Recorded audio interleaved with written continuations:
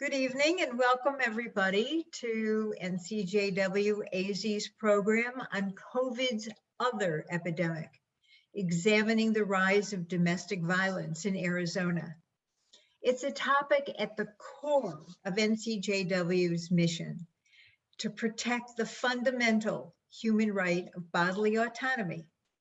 And it's not only the foundation of our advocacy, as exemplified by the lawsuit we filed against the state of Arizona to stop SB 1457, the abortion ban, which we did win an injunction on, but it is underscored by our signature project, as many of you may know, Ruth Place, the state's first non-residential trauma recovery and treatment center for survivors of sexual assault.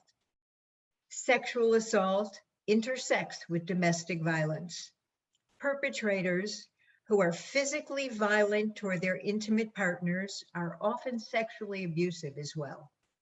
And victims who are both physically and sexually abused are more likely to be injured or killed than victims who experience one form of violence. So tonight, we're wearing purple and painting Phoenix purple to focus on the silent killer of domestic violence. Since 1987, October has been nationwide National Domestic Violence Awareness Month. To raise awareness, certainly, but to help connect and unite individuals and organizations working on domestic violence issues, to support domestic violence survivors, and to hold abusers accountable. So far, unfortunately, the Violence Against Women Act for 2021-22 has not been reauthorized. It passed the House in March, but it is still languishing in the Senate, though there were hearings last week. That act would authorize funding for programs to support survivors of domestic violence and sexual assault. Violence against women is a human rights issue. It is the silent killer. Even before COVID, 1 in 3 women worldwide experience physical or sexual violence, mostly by an intimate partner. And since COVID, domestic violence has become a pandemic within a pandemic. Growing evidence shows that the pandemic made intimate partner violence not only more common, but more severe. Surveys around the world have shown domestic abuse spiking since January of 2020. And when the pandemic began, the incidence soared. In some cities, the increase was more than 20%.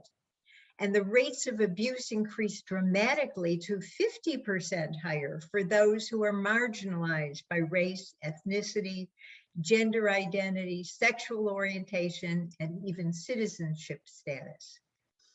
With safe harbors cut off, with the difficulty of escaping or calling hotlines with a perpetrator in the same location, the United Nations sent out alarms warning about the shadow pandemic around the world. Domestic violence is a common cause of traumatic brain injury. Sexual assault, according to a recent study, is linked to later brain damage in women.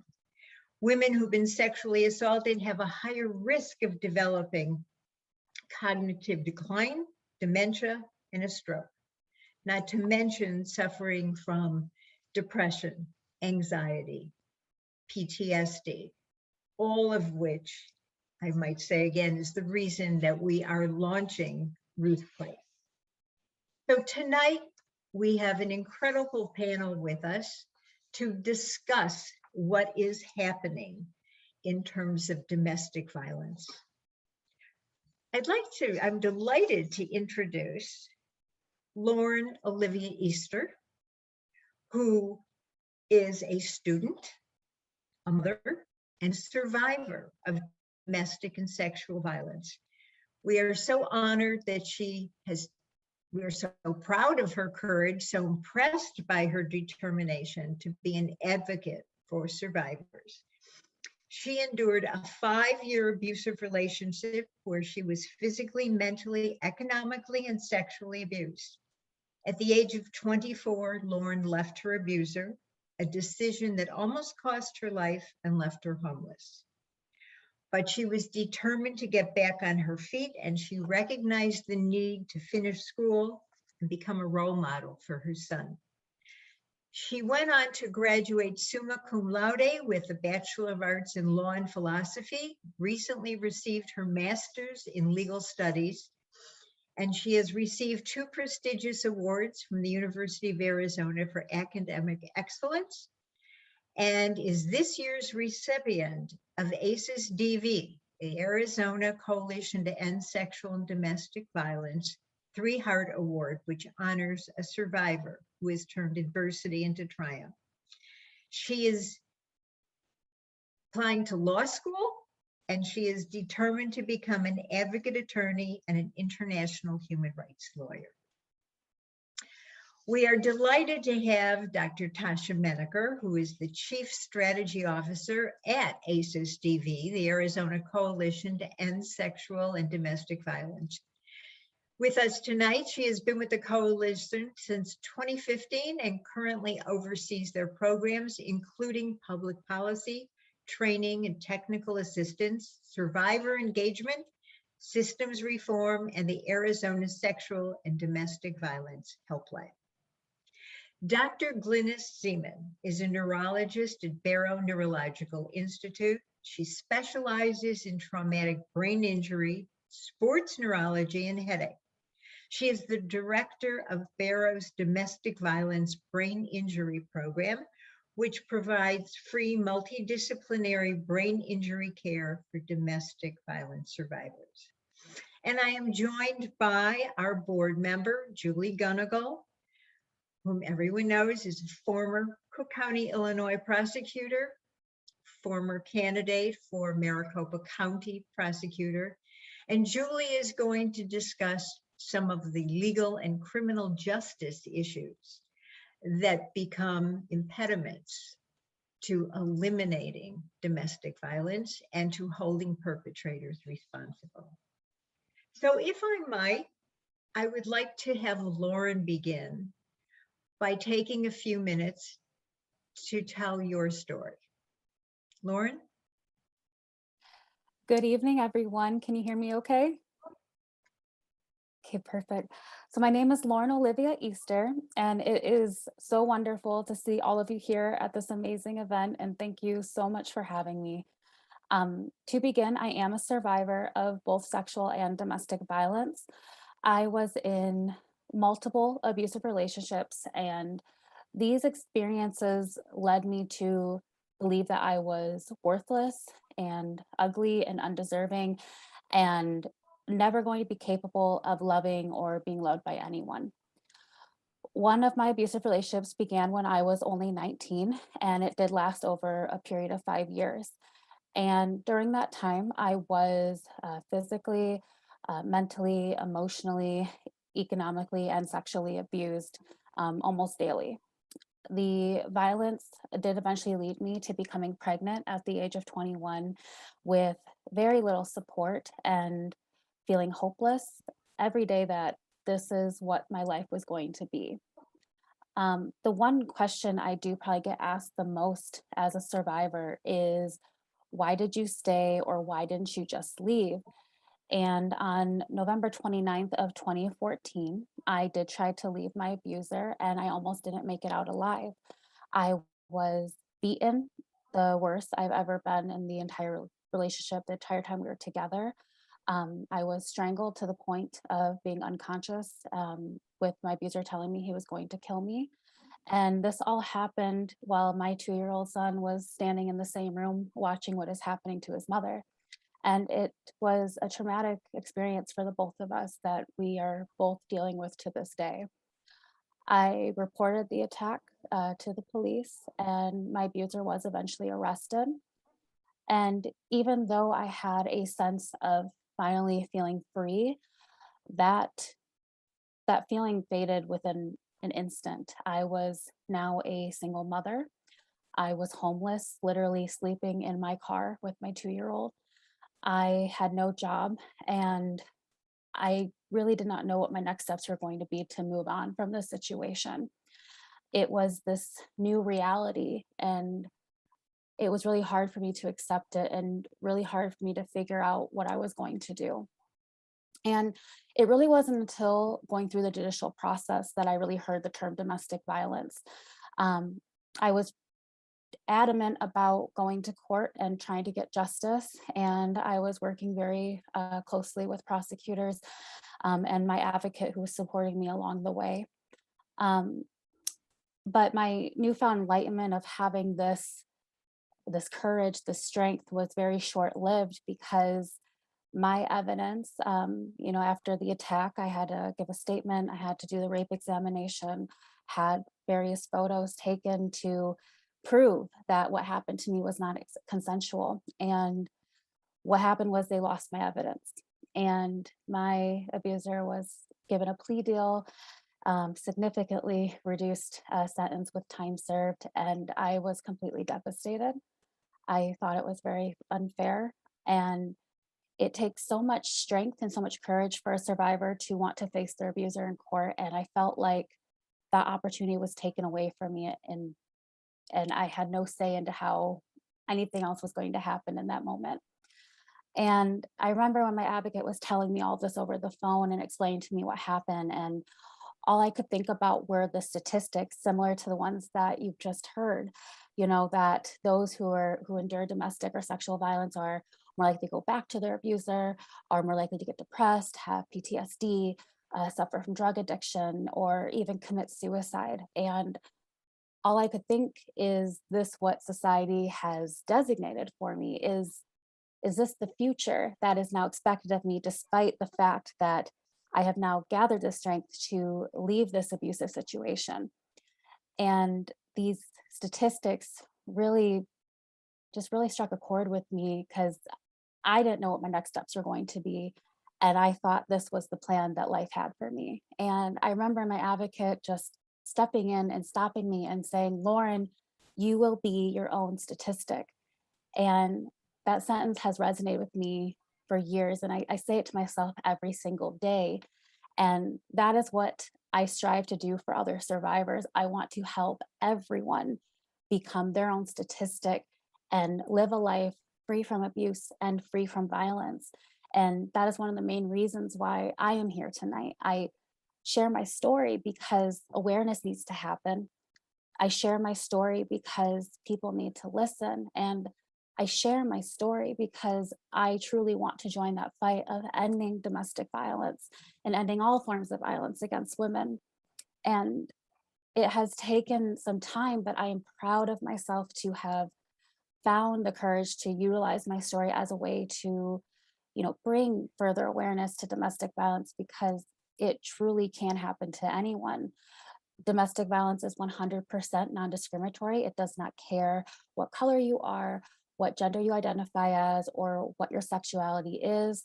It does not care what your economic status is or what social standing you hold.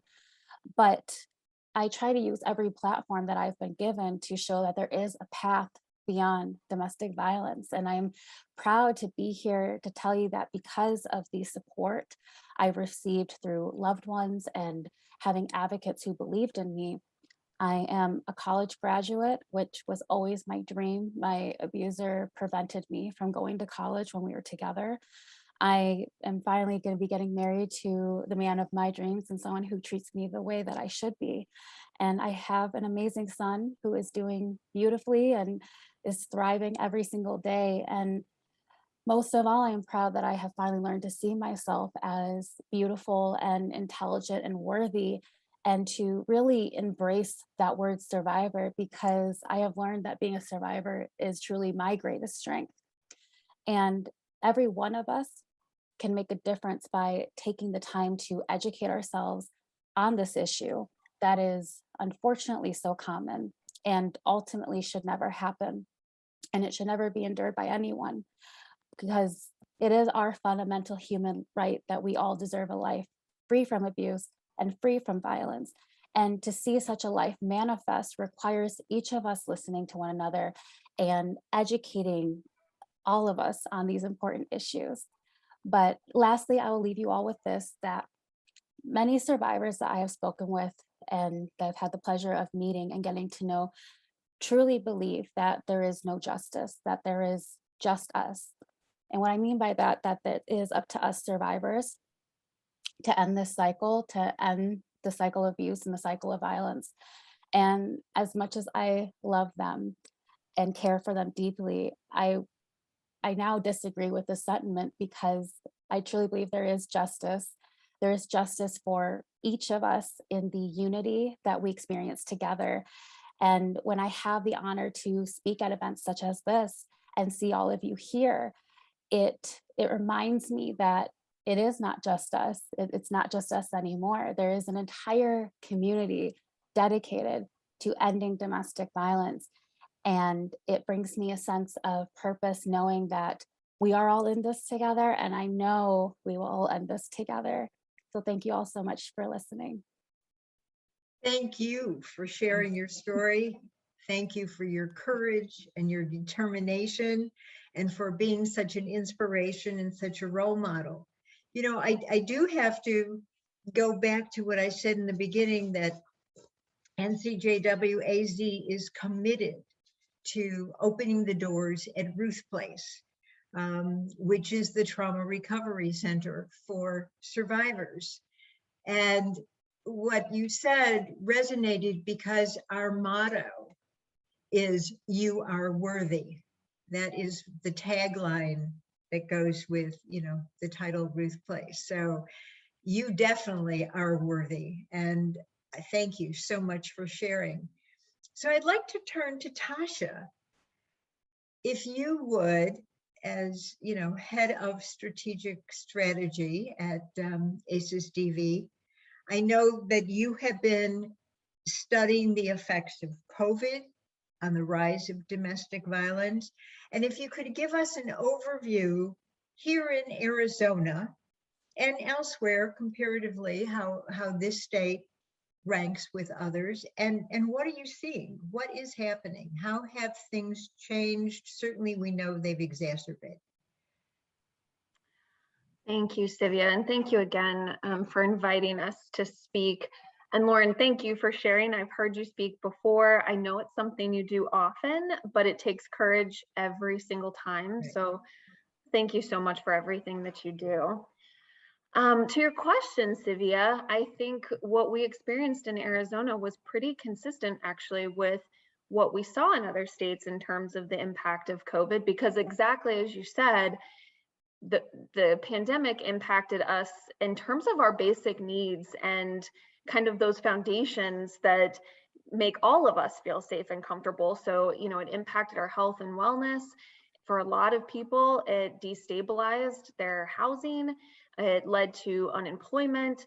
You know, now we had families that were all at home together. So as you mentioned, now a survivor who might have before found some reprieve in going to work, or their partner going to work, now didn't have that space to access services and make those phone calls. So I would say one of the things that we saw right away was just a shift in the way that we needed to provide services and the way that we needed to safety plan with survivors. You know, traditionally, when we're safety planning with someone who's looking to get out of an abusive relationship, you know, we're talking about very practical things, you know, putting their bag together with all of their necessities if they need to leave, you know, considering their finances, looking at orders of protection. And it's a very individualized process, right? Because everybody's lives are very different and complicated in unique ways. And it takes time. It takes time to talk through those things with survivors. What we saw at the beginning of the pandemic is we just didn't have that time anymore. I mentioned we have a helpline at our organization, and we started to get a lot of phone calls from survivors who were whispering because the person that was harming them was literally in the next room. And so we really had to think about what are the ways that we support survivors when they don't have that space to call, when the person who's harming them might be in the next room. And we had to get very creative, thinking about things like asking survivors to turn on the shower, turn on their faucet to drown out noise, find those little spaces where they might be able to make a text or a phone call while walking to the mailbox. So initially in Arizona, it was the same across the country, most programs saw a significant drop in calls from survivors, particularly when the stay-at-home order happened. In Arizona, our shelters decreased to 50% capacity. We had to do a lot of scrambling, of course, because we had to figure out physical distancing in a congregate setting. And we had to figure out, how do we quarantine folks when, in a shelter, I know some of you have volunteered and done tours, and a lot of shelters, a room will have 4 bunk beds in it, and 2 families or 2 survivors might share a room. And those 2 rooms might share a bathroom. So that might be 8 people sharing 1 bathroom.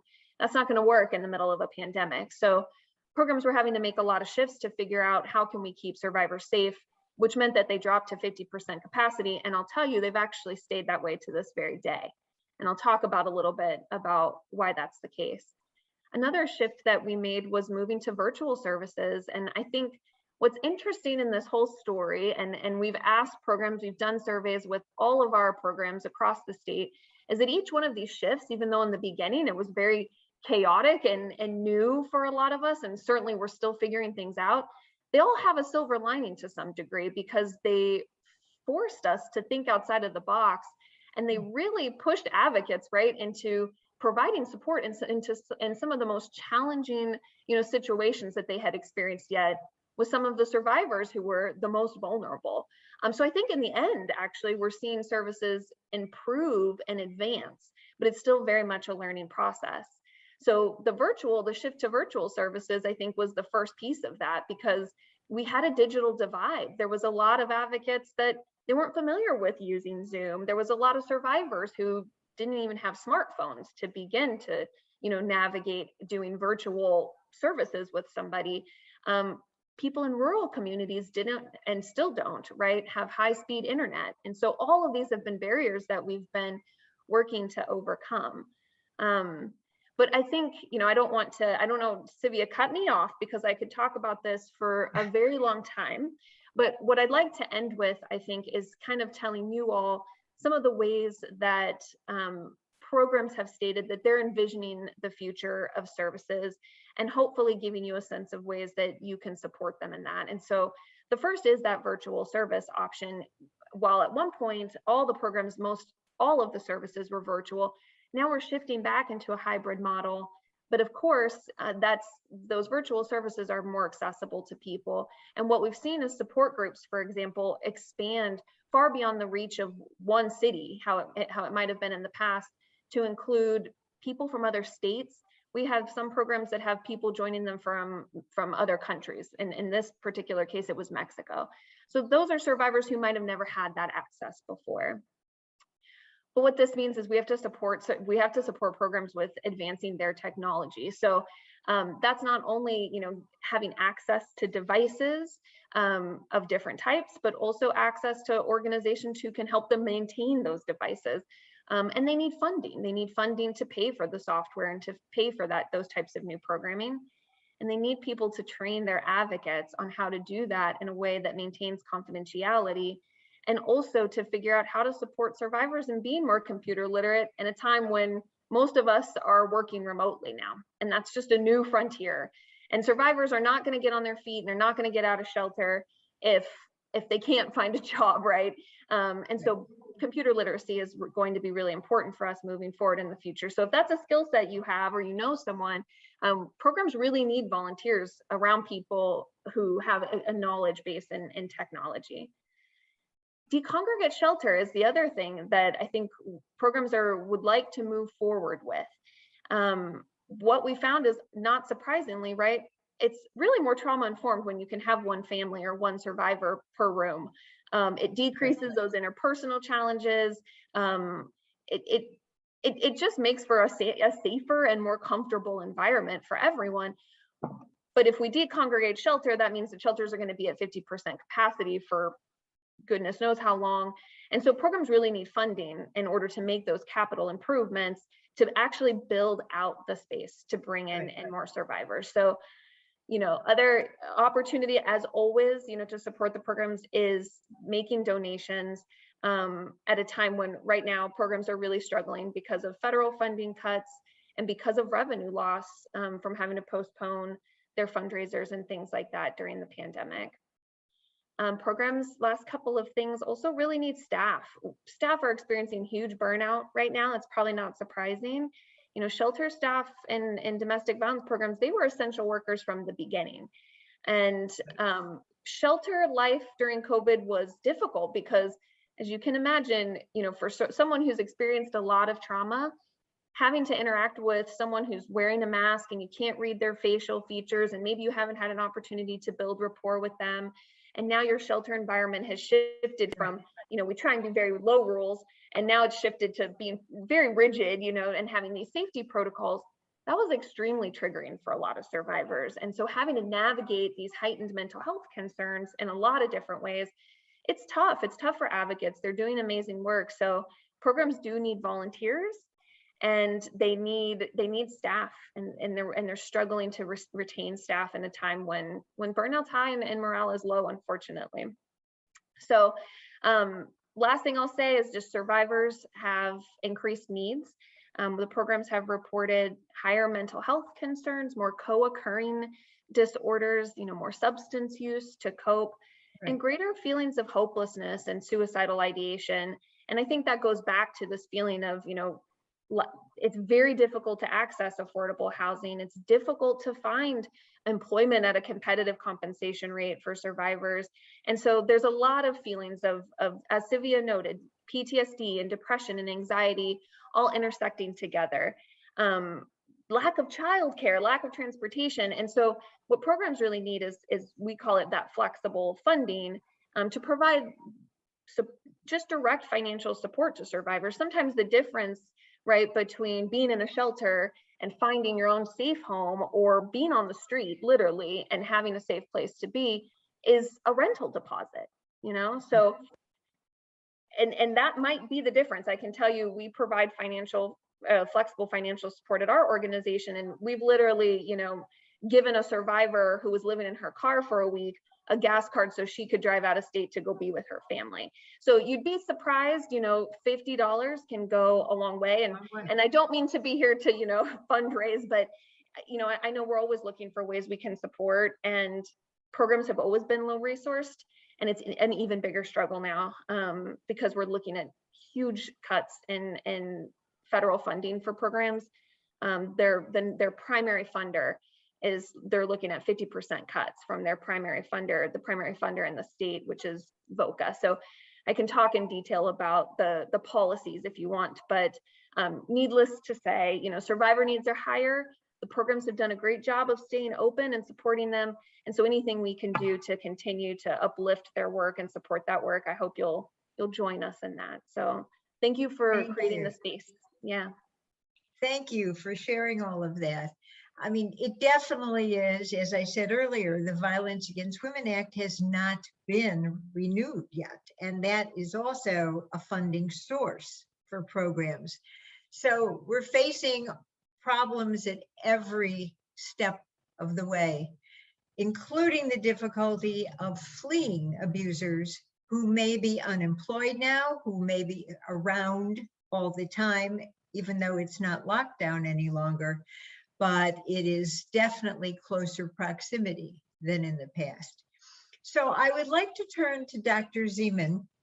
We were very fortunate to have her speak several years ago.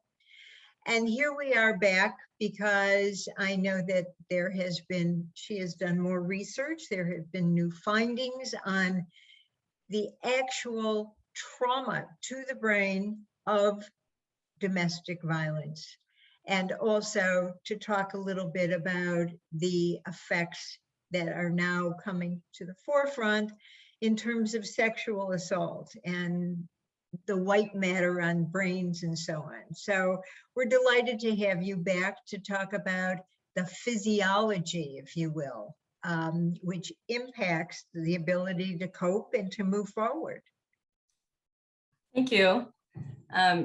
Just like Tasha and Lauren, I love what I talk about in these settings. So I am a neurologist, as you said, at Barrow Neurological Institute, and my primary focus is traumatic brain injury. I am fortunate enough that when I joined the clinic in 2015, we already had a program in place to specifically designed to treat the effects of traumatic brain injury in DB survivors. This was actually an idea by one of our social workers, and my partner kind of collaborated. And now this program has grown quite substantially in the last several years. And basically the gist of what we do, our clinic itself is focused for traumatic brain injury. So we treat patients of all ages, all causes of injury, all socioeconomic statuses, et cetera. But we have, the clinic is focused as a neurology clinic. So I'm a neurologist, so is my partner. We have other specialties, psychiatry, neuropsychology, therapies, we can do testing, medications, et cetera. And all that care is, of course, available for all of our patients. But in our domestic violence program, we started this as like a grant program with a partnership with shelters. So largely today, that's still the case. That's the format of our program, where we have 5 now partner shelters who screen their incoming residents for a history of traumatic brain injury using a pretty quick 5-question tool. And then if they screen positive by that tool's criteria, they're offered the referral to our clinic.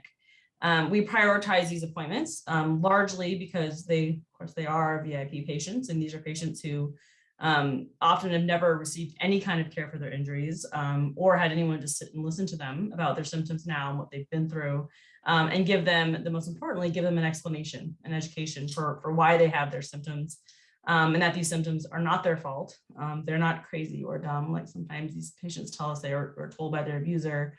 But the symptoms they have, whether they're cognitive or mood issues, were literally because of the abuse they sustained, largely to their head. So we treat everything from headache, sleep issues, mood disorders, balance, vision changes, cognitive disorders, et cetera.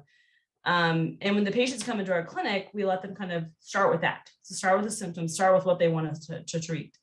And then depending on the person, some people kind of delve into their history a little bit more than others. We can sort of put together, have you sustained or suffered traumatic brain injury? Most of the time, the answer is absolutely yes, unfortunately. But also most of the time, we can never really quantify how many injuries they've had, because many of them tell us, as we've heard situations, unfortunately, and as Lauren said, sometimes daily abuse. And so that, I don't know, I lost track of how many times I was hit in the head. So you can't exactly ask one of these patients, okay, tell me how many times you were a little confused after, or you lost consciousness, or when did you recover from an injury before you get injured again? Because these patients don't have the luxury of getting better like athletes do. We take our athletes out of competition, they recover, and then they go back in. That is not the case for these women, and then some men that we see too. So the injuries cause symptoms that just get worse and worse over the years because they have multiple injuries that just don't get better in between. So by the time these patients see us, they're usually quite symptomatic. And at this point, most of them are in shelter. That's how they're referred to us, although that's not always the case. Over the years, we've actually had a lot of media exposure, which the greatest benefit is the education we've been able to provide both locally and nationally about this issue, the intersection between traumatic brain injury and domestic violence. So some patients find us because they look us up, and that's really good. And we've been able to expand our services. Now, from a research perspective, and I had this even last time we spoke, the first kind of study our clinic did is we wanted to kind of get some data behind this, because as you can imagine, it's a very hard issue to study. Domestic violence is significantly underreported. When it is reported, all the data that's given is pretty subjective. So what patients tell us, because many of them have never, again, had medical records or seen a doctor. So we just kind of have to do it based off the history.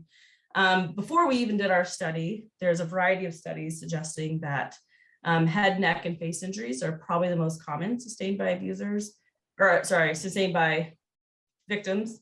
And part of that probably is there's some personal, something personal about hitting someone in the face or the head, unfortunately. We've also had a number of patients, and still do, tell us that the reason they were hit on the head particularly is because the hair hid their bruises. So we already kind of knew that going in. And so when we looked at our patient population in our first study, we reviewed everyone we had seen up until that point who had just head injury, because we weren't able to quantify it necessarily, as a result of domestic violence. 81% reported they sustained too many head injuries to count as a result of their abuse. So when you compare this to other populations, such as, again, athletes, which is kind of, an obvious population that everyone thinks about, athletes certainly are high risk for brain injuries, and many of them have had multiple, but nothing like most of our DB survivors. Because these patients, again, are stuck in this, obviously, as we talked about, this abusive situation that is sometimes near impossible to get out of, and there's nobody there to provide them care and help some of this. We also found, we asked about kind of some histories. 84% of these patients had a history of psychiatric disease of some sort. Many of those were depression, anxiety, and PTSD, but there are other things in there as well. And then only 21% had received medical care for any of their injuries, but before they saw us. So the majority of the time, we were the first ones. So when we're able to provide this education to any of our patients, we talk about, okay, what brain injuries are, what they can cause, and then why you're having these symptoms. And even when we sometimes see these patients just for one time, because we lose contact because they're at the shelter, just getting that first initial education visit saying, this is why you have trouble remembering. This is why your mood's all over the place. This is why your head hurts all the time. It's somewhat of relief to know it's not my fault. There's actually a reason behind this. I'm not making this up. Because as Tasha pointed out, a lot of this from the outside is, patients or people say, well, why wouldn't you just leave? To Lauren's point. First of all, we have evidence, and Lauren, unfortunately, her story is not all that uncommon, that when they look at homicide from abusers to victims, domestic violence homicide is the highest risk within the first 3 months of leaving your abuser. So it's very dangerous, as Lauren pointed out. It's not like you just leave and you're done with it. And then on top of that, most of these victims, as we've learned, have had brain injuries. And so it's very hard anyway to get out. But if you can't get your forms together, or figure out how to organize your finances, or get your kids' paperwork, or whatever the case may be, it's really hard to navigate out it on top of what your situation already is. So we're really proud that we're able to offer these services because they are grant funded. Most of our patients do not have insurance. If so, they have access, which covers a lot of things, but it does not cover everything. And our therapies are very useful for our patients, but without the grant funds, we wouldn't be able to do it. So it's really good. The cognitive symptoms are largely addressed in therapies, although we can sometimes treat other things, like when we improve sleep and mood and headache, that gets better too. But we also have some outreach programs. So in the shelters, in our partner shelters, we have some therapists that go there once to twice a month. The pandemic has sort of interfered with this, to conduct some cognitive retraining classes. We call it Brains Club. So there's 3 different modules. There's a memory module, attention, and then executive function, where they have any of the residents in the shelters. They don't have to be our patients. Anybody can come in and kind of do a little class on memory. They kind of do a self-assessment at the beginning, and they give them strategies to sort of work around this. They all get a kit. So the kit has a backpack with a 3-ring binder, a planner, AM, PM pill box, a file folder, all kinds of, in a business card organizer, because many of these patients or these residents or patients, depending how we look at them, have been given all kinds of paperwork, everyone's business cards, all just in the bottom of their bag. So to be able to organize it, and they're taught how to use these things. Our more recent study that we have submitted to conferences, but not yet published, looked at our screening process in the shelters. So there's lots of ways to screen, but we use this very kind of easy and validated tool. We found out that of all the screens that our shelters have collected in the last couple of years, 72% of them screen positive, meaning those residents likely had a history of traumatic brain injury. So again, it further validates what we already unfortunately know. And this was already sort of touched on with the pandemic, especially with Tasha, that the way we treat our patients normally is in person. That's the way everyone used to go to their doctor. Really, we do this in person. We've had to go virtual, which is sort of good, sort of bad. For the patients in the shelter, it's nice because there's someone there to help them kind of get on the computer and all that. We had some issues with some Wi-Fi connectivity and some equipment, so we were able to give all of our shelters iPads with service. So that was good. But on the flip side, ones that are now either never left their abuser in the first place or back with them, or in any other situation, it's really hard to conduct a virtual doctor's visit when someone's next door and you're telling them about your history and why you have these symptoms. But that's gotten better, fortunately, and we've been able to sort of kind of transition that pretty well. Now, sort of skipping on to Sivia, to your point about that recent study that came out. So there's a lot of ways to look at, it's a bi-directional relationship. So with domestic violence, obviously survivors or victims sustain brain injuries, but the brain injuries often keep them in that situation to begin with, so it goes back and forth. We know there's a significant history of psychiatric disease in this population, but part of that may be because the brain injury caused that, or the situation caused that. Either way, once the psychiatric disease is there, it makes everything else worse. We also know this population has a higher risk of migraine, which are often started by, with their head injury or brain injury. And to Lauren's point, sometimes there's a higher risk of, or higher rate, if you will, of substance abuse. The reason for that in some situations is that is a way for abusers to maintain control over the victim. And a lot of times they're their dealer or something like that. So that again, it continues to alter their ability to get out of these situations. So the reason I say all that is there was a study that came out looking at sexual assault survivors or sexual violence survivors and the changes in the white matter of the brain. So sort of simplified, so the brain obviously kind of both sides of your head, right? So the outside is the cortex or the gray matter and the inside is the white matter. The white matter is fed, if you will, by small arteries. That's what, your brain gets oxygen by the blood supply to your brain. And the middle part, the white matter, those arteries are very small. So they start off big and then they kind of get smaller the further in they go. So with all of us with age and with things like migraine, substance abuse, you can see after a while, some of these little arteries kind of either spasm or kind of harden. So you see these random white spots. White spots are a variant of normal in many people. I have a couple I found out getting an MRI one time. But people with migraine often have them. And again, people with substance abuse often have them. People with blood pressure issues, smoking, et cetera, anything that's cardiac risk. So the study was interesting because it looked at patients who were survivors of sexual assault compared to those who weren't, essentially, and found that those who were survivors had a higher burden of these white matter spots or lesions. It's tricky though, because also some of these patients may have sustained brain injuries as a part of their abuse. Usually it's not just sexual violence, usually there's something else with it. And obviously sexual violence has the word violence in it for a reason. So then you can start saying, well, does the brain injury cause some of those things directly? Does it cause, again, the migraine or something else that leads to those?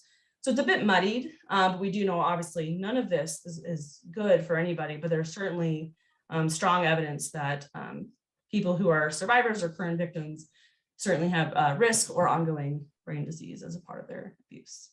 So there's a lot of work left to be done. We obviously continually try to expand the number of patients we can see, expand the resources for our patients. We had a counselor for a while who I actually met through this organization. So we're trying to find any kind of resource for any one of our patients, but especially this population. And there's so many people who have been gracious enough to volunteer and want to join forces in multiple ways.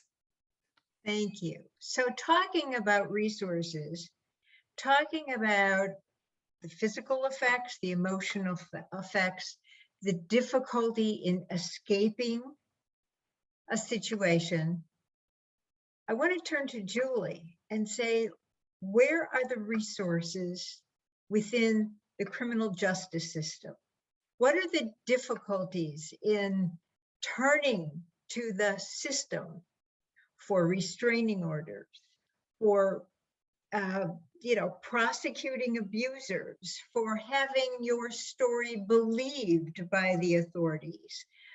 The whole credibility issue. I mean, I hear all this and we hear the difficulty that survivors have fleeing their abuse. I mean, we only have to listen to the horrible news story that broke yesterday of a woman who was raped on a train in Pennsylvania. And while the bystanders stood there, took videos, did nothing. How do we offer relief? What can we do? And before you respond, let me say to everybody listening that after Julie responds, please, if you have questions, comments, put them in the chat. We will respond. And if there are enough questions and anyone can stay a few minutes past 8 o'clock, not long, but a few minutes, we're certainly here to answer them. Julie? Well, and I'll be so brief because this panel is fascinating, and I have a ton of questions. But I'm also not convinced that I can do any better than Lauren's comment, that there sometimes is no justice. It is just us. And I'll just break it down as simply as I can about what it's like to enter the criminal justice system and why that's not an answer for domestic violence and for keeping people safe, or at least it hasn't been.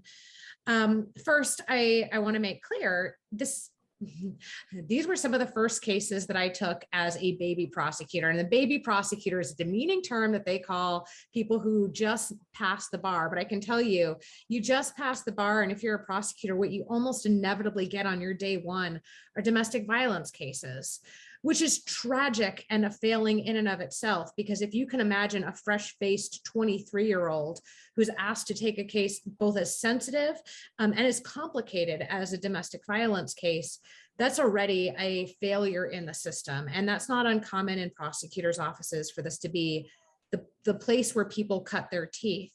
I would note that that same sort of a lack of regard of the importance of having domestic violence prosecutors who are well trained runs through all states. In Arizona, is particularly prevalent because, and this might shock everyone to know, we don't have a standalone domestic violence law.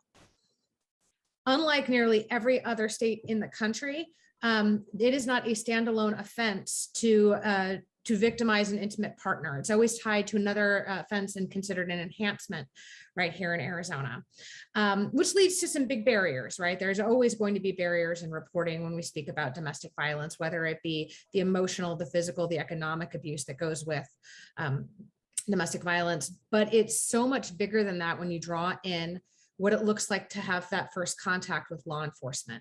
Because in so many communities, it is not safe to call the police, whether it's folks who are undocumented, whether it's folks who fear police violence, whether it's folks who have been victimized by people who have power, whether that person is in law enforcement themselves or in politics or has the money and the resources such that they know that it's a losing battle, that they're not going to be believed. That making that initial report is often not safe. And there are also big barriers when we talk about, just as we speak about systemic racism within the criminal justice system, that bleeds over into who is believed as well. And a lot of times those cases and which cases are pursued and which cases aren't fall along the same sort of racial lines that one might expect.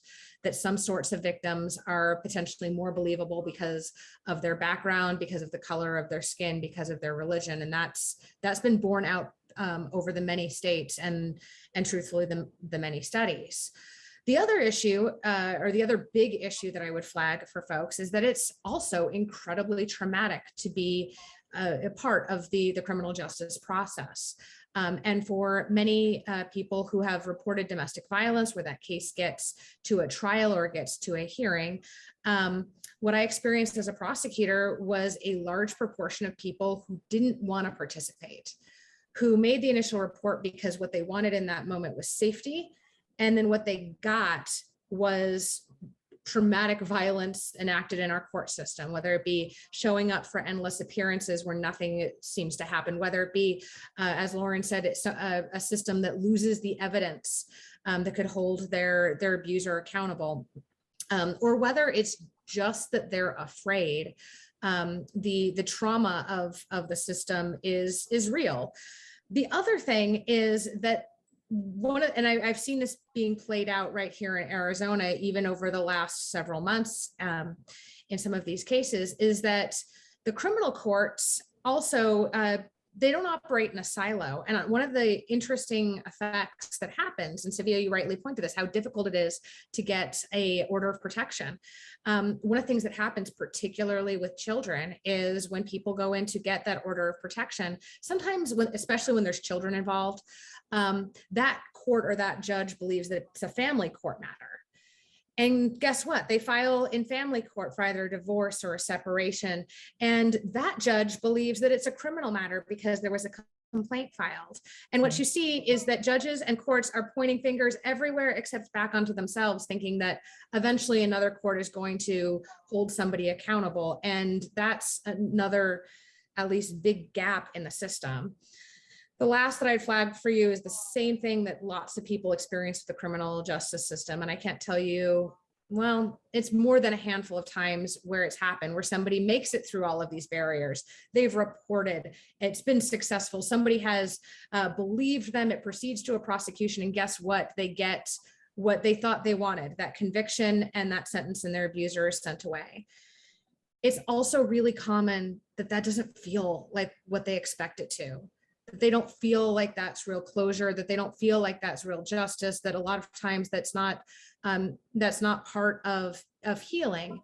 And to that end, I think the discussion or at least the question that I'd love to hear from the panelists is, if we were starting from scratch, this system is not the system that we would invent.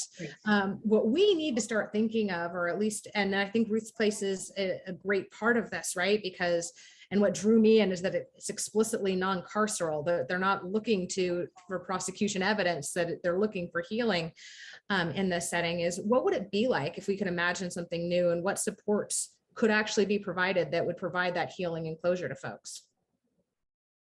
Let's go around with the panel and this is a perfect ending comment. So what kinds of alternatives that would be constructive can we come up with to deal with this inadequate and unfulfilling system here that seems to perpetuate the process of victimization? How do we cross that? When we talk about Ruth's Place, we always say transitioning from victim to survivor and moving forward, as Lauren certainly is doing, and so admirably. What can we do in the system? What do you envision? What kind of changes in the best of all worlds could be made? Lauren, why don't we ask you? Sure. I know from my personal experience of going through the judicial process, what I would love to see is just more trauma-informed advocacy and just that response, because in that whole 5 years for me, that was the first time I ever went to police and reported anything. And when I went there, I literally, once I regained consciousness, I gathered my child in the same clothes I was attacked in and went straight there that morning.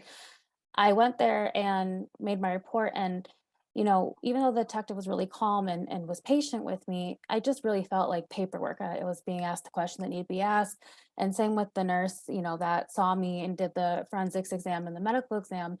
Just, I know that it's early in the morning, they want to get their stuff done, but there was that first response is so critical, and it really sets the tone for how this whole entire process is going to go forward. And for me, it caused such anxiety and such, I almost felt like, did I make the wrong decision coming here because of the way I was responded to, and because I wasn't fully able to answer questions and give, these clear statements? Because my memory was started slowly coming back after I was strangled and finally was starting to put pieces together. But that first response is so critical. And I think if, the justice system, the judicial process, and, law enforcement, whoever is involved in that first process would just take that in consideration for how much strength it took for someone to finally come forward and to finally open their mouth about what happened.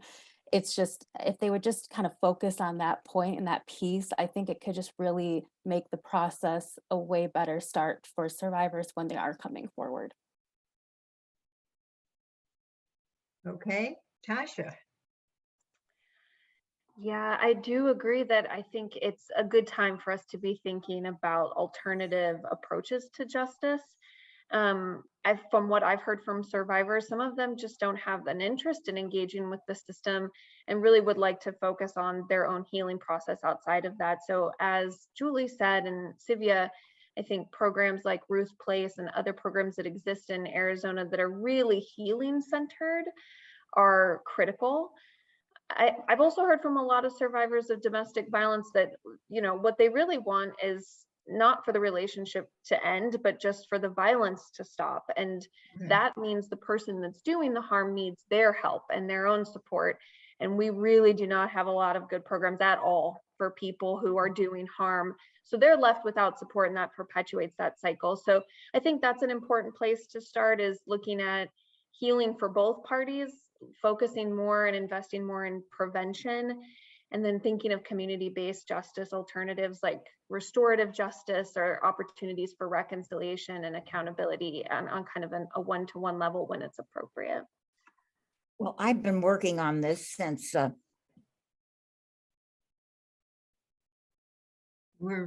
am I unmuted? Is that, I've been working on this since the 1970s, and is all about power. And I said, certainly, I am hopeful, because it is our president, Joe Biden, who established this violence against women. When he was in the Senate, he had some of his people, he had 10 assistants, and they had that, but it has to be funded every 5 years. right. And right now, unfortunately, the Senate has not approved that funding. So we're hopeful. But I do want to ask Dr. Zeman, what alternatives, particularly when you're seeing the physical injuries, is there a way to work with, as Julie brought up and Lauren, I mean, when you are seeing these kind of physical injuries, which are evidentiary, is there a way to have more training for law enforcement, for criminal justice system to respond to that? Yes, and actually our social worker Ashley has done a lot of first responder training. She's been on a lot of boards in the Valley, Crisis Response Network, and other organizations, specifically to teach first responders, about how to work with victims and how to respond correctly. Now, I am not on the legal side, so my knowledge on this is just what I've gathered over the years. But what I've seen with patients, and I think Tasha pointed out, many of them do not want to be involved in the legal system, and that there's a lot of reasons for it. There's fear of having their children taken away. There's fear of being kind of documented, like getting some psychiatric diagnosis or something that's going to impair their recovery and moving forward. And many of them were not treated well by the system already. I have one I can think of offhand, but others who, once she started getting into the legal system, she started getting convicted of issues. And so, again, I mean, she used drugs, but so did her abuser who gave it to her, and then it becomes this thing, and now her child was taken away. So it's just like how these patients don't want to see a psychiatrist. They don't want to be thrown meds and told me, so it's, you got to tread lightly. Now, from a cognitive perspective, this has been years now, I had a discussion in a similar type of deal where a lot of, this is not to go off a tangent, but a lot of refugees coming across the border, many of them have been abused along the way, and they come here and the legal system is, not helpful to them. It's not in their language. And so one of the things that we were requested to do, and I offered and nothing really came of it, was to do some sort of neurological evaluation and to provide some documentation saying these patients have had brain injuries. These are things that they're having trouble doing. We can actually get objective cognitive testing that could help guide that process. It's a bit of a burden on the system in the sense that, the bandwidth is quite small. It's not like you can go to one place to get all of that. But I think that's something that's definitely not taken into account when these victims, survivors, patients, however you want to look at it, Right. go through the system. So yeah, there's work to be done. Like I said, Barrow has been represented in that space based off Ashley Bridwell is our social worker, and she's the one who's done all of that. But it's little by little for sure. Clearly, there's a need to find a focus on healing and healing centers, which I do have to come back to. That is what we are doing with Ruth Place. And that is the absolute intent, which, I mean, let Lauren use the term, this will be patient-centered, trauma-informed care and treatment, and to make people feel worthy. And we will have a hub of activity that will allow people to not just deal with the trauma, but to find out who they are, what direction they would like to go in, and pursue alternative lifestyles and careers. So we invite all of you to participate in our efforts to get Ruth Place launched. And certainly our capital campaign is underway and we are developing programs, and we will be focusing on that in our gala, March 7th. So we invite all of you to please be involved. You can do that by contacting any of us at NCJW. You can contact info@ncjwaz.org. And there's always, in the newsletters that come out, there's always a click button to participate. So please do so.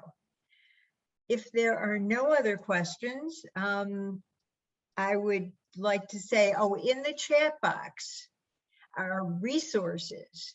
If you or someone you know is experiencing domestic or sexual violence and needs help, there is in the chat box a list of phone numbers that you can reach out to. So please do so, and please get involved. This is such a significant issue. I want to thank our panelists for sharing stories, sharing their experience, their expertise, and for creating an awareness of this. And we hope that you will continue to follow and be involved in this issue, because it is so fundamental. The fundamental human right is bodily autonomy and the right to safety and to have governance over your own body. So that is our mission. We hope you will make it yours, and we hope you will be involved in NCJW as we do that, in ACES DV, and become a volunteer. So thank you for participating. Again, thank you to our panelists, to Lauren Easter and Dr. Glynis Zeman, Tasha Menaker, Julie Gunnigal. Thank you all. And we look forward to seeing you next time. Good night.